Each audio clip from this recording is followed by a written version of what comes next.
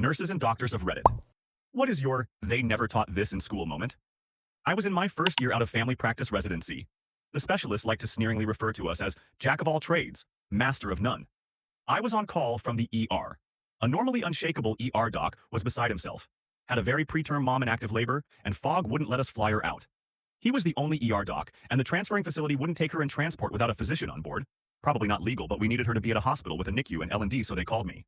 En route, I was trying to coach her to breathe through the contractions, but she felt something coming out. I looked and saw a foot. So we're in the back of an ambulance delivering a footling breech preemie. We delivered about a minute or two out of the hospital. They were expecting a mom in preterm labor. Not a micro preemie. We were met in the ambulance bay by one nurse. She took a look at me holding the baby with a blanket and oxygen and said, "Follow me." We ran through the hospital to L&D and turned on an incubator. PEDS wasn't in-house and the baby's heart rate was low, so I proceeded to intubate her. That was 12 years ago. She survived and is doing great. I wrote my program director at 4 a.m. that morning when I got back home, thanking him for all the training. I think I used 100% of my training that night. That'd be great. Meanwhile, in rural areas, we can't even always get rigs capable of transferring patients with cardiac med drips. I, RN, had to ride along to transfer a patient on drops because we could only rustle up a BLS ambulance.